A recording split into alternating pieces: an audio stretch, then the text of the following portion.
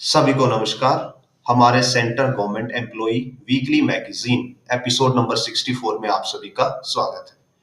ये हमारा एक छोटा सा प्रयास है जहां पे हम central government, state government, bank, PSU या जो भी गवर्नमेंट से रिलेटेड एम्प्लॉयज हैं उनके लिए जो ऑर्डर्स हैं वो सरल भाषा में आपके सामने लेके आते हैं। तो अगर आपको प्रयास पसंद आए तो हमारी वीडियो को लाइक कीजिए, शेयर कीजिए और चैनल को सब्सक्राइब कीजिए। आज के जो की हाइलाइट्स हैं, सबसे पहले एक स्पाउस ट्रांसफर के रिगार्डिंग क्वेश्चन पूछा गया था राज्यसभा में, उसके बारे में बताएंगे आपको। उसके बाद सेकंड नंबर पे है टैक्स नोटिस आ रहे हैं जिन्होंने फॉल्स डिडक्शन डाले थे, शायद अगर आपको किसी को मैसेज आया हो तो वो उसके रिगार्डिंग बता रहे हैं। और तीसरा, गवर्नमेंट ने डिजिटल सेंसस करवाने का मतलब निर्णय लिया है, 2027 में होगा, और ये भी हम आपको डिटेल इसके बारे में देंगे। स्टार्ट करते हैं सबसे पहले राज्यसभा के क्वेश्चन से। और ये पूछा गया था 18 दिसंबर 2025 को, और जो क्वेश्चन है उसकी की हाईलाइट मेनली ये है कि क्या डीओपीटी ने स्पाउस ट्रांसफर के लिए basically related to autonomous bodies में स्पाउस ट्रांसफर के लिए कोई गाइडलाइंस जारी की हैं, क्या उनको सेम एरिया में या सेम मिनिस्ट्री में ट्रांसफर्स मिलते हैं, और अगर नहीं किए तो ऐसा क्यों नहीं किया। और बेसिकली इसका आंसर ये है कि गवर्नमेंट ने गाइडलाइंस इशू किए हुए हैं सभी मिनिस्ट्रीज को, डिपार्टमेंट्स को, सेंट्रल, स्टेट, पीएसयू के सभी के लिए गाइडलाइंस ऑलरेडी अवेलेबल हैं कि जो भी मैरिड कपल है उनको ऑलमोस्ट कोशिश की जाए सेम स्टेशन पे रखने की। और बेसिकली इसके रिगार्डिंग रूल भी है कि अराउंड 100 किलोमीटर के अराउंड रखना होता है मिनिमम मैक्सिमम डिस्टेंस दोनों के बीच में।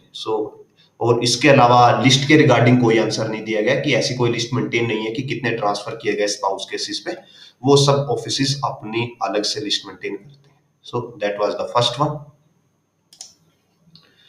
सेकंड में हमारे पास कैबिनेट ने अप्रूव कर दिया है डिजिटल सेंसस 2027 में करवाने के लिए, और ये न्यूज है 12 दिसंबर 2025 की। और इस सेंसस में जो मतलब दो टाइप से सेंसस किया जाएगा, एक तो अप्रैल टू सितंबर 2026 और उसके बाद फिर 2027 में, फरवरी 2027 में सेंसस किया जाएगा। नाउ कुछ एरिया जहाँ पे बर्फ वगैरह की वजह से कनेक्टिविटी नहीं है, जैसे जम्मू कश्मीर, हिमाचल प्रदेश, उत्तराखंड में, तो वहां पे ये सेंसस सितंबर 2026 से स्टार्ट हो जाएगा। एंड इस सेंसस को करने के लिए लगभग 30 लाख का जो मैन पावर है वो लगने वाली है। And as you all know कि ये बेसिकली सेंसस कौन करने वाला है, ये टीचर्स करने वाले हैं या जो गवर्नमेंट एम्प्लॉय कुछ जो स्टाफ होता है उनको एम्प्लॉय करती है, मोस्टली टीचर्स ही होते हैं सेंट्रल गवर्नमेंट के या स्टेट गवर्नमेंट के। और यहाँ पे वो मेंशन भी है, generally government teachers appointed by state governments will be doing the field work for the census in addition to their regular duties। जैसे अभी इलेक्शन कमीशन करवा रहा है स्पेशल रिवीजन, जो जैसे बिहार में हुई थी और अभी जैसे यूपी और वेस्ट बंगाल में हो रही है, तो वैसे ही 2027 में ये डिजिटल सेंसस होने वाला है। और ये सारा का सारा डाटा डिजिटली कलेक्ट किया जाएगा और उसको मशीन रीडेबल फॉर्म में प्रोवाइड किया जाएगा। मशीन रीडेबल फॉर्म का मतलब होता है कि जो भी पीडीएफ्स या शीट्स अपलोड किए जाएंगे, अगर पीडीएफ अपलोड किया जा रहा है तो वो पीडीएफ टेक्स्ट सर्चेबल है, उसके अंदर आप टेक्स्ट डाल के सर्च कर सकते हो। और अगर कोई एक्सेल शीट अपलोड की जा रही है तो उस एक्सेल शीट को डायरेक्टली आप इंपोर्ट कर सकते हो, उस पर डाटा मैनिपुलेशन लगा के, फिल्टर लगा के आप क्वेरीज कर सकते हो। नॉर्मली पहले क्या होता था कि उसको प्रिंट आउट को स्कैन करके अपलोड किया जाता है, तो जो प्रिंट आउट का अगर स्कैन करके अपलोड किया जाए और उस पर प्राइवेसी का रीजन दिया जाता था कि आप किसी का डाटा प्राइवेट है तो हम उसको ऐसे डायरेक्ट रीडेबल फॉर्म में नहीं डाल सकते। तो रिसेंटली कोर्ट ने ऑर्डर दिए थे जब बिहार का स्पेशल रिवीजन हो रहा था इलेक्शन वाला, कि जो डाटा है वो मशीन रीडेबल फॉर्म में होना चाहिए, ताकि जो प्राइवेट एजेंसीज हैं या एनजीओज हैं वो उस डाटा का यूज करके अगर कहीं मिस्टेक हुई है उसको जल्दी से जल्दी पता कर सकें। बिकॉज अगर मशीन रीडेबल नहीं है तो पहले उसको कन्वर्ट करना पड़ता है मशीन रीडेबल में, और उसमें टाइम लगता है। अब की बार जो डाटा आएगा वो मशीन रीडेबल फॉर्म में आएगा। नाउ इससे आगे बढ़ते हैं।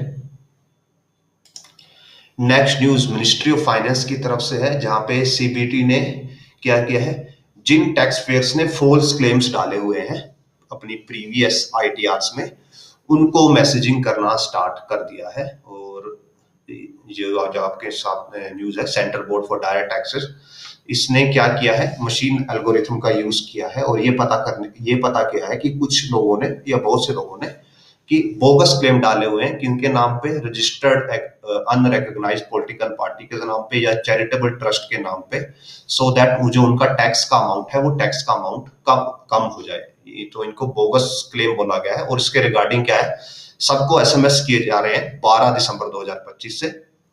तो जिनको भी एसएमएस जा रहा है कृपया इसको स्कैम ना समझे और अपने इनकम टैक्स की वेबसाइट पे जाके अपना लॉगिन करके और जो आपकी आईटीआर है उसको रिवाइज कर लें, सो दैट आप इन फ्यूचर लगने वाले चार्जेस से या जुर्माने से बच सके। सो आज की वीडियो में इतना ही। अगर आपको वीडियो पसंद आए, कंटेंट पसंद आए तो वीडियो को लाइक कीजिए, शेयर कीजिए, चैनल को सब्सक्राइब कीजिए। हम अगले हफ्ते ऐसी जानकारी और लेके आपके सामने हाजिर होंगे। धन्यवाद।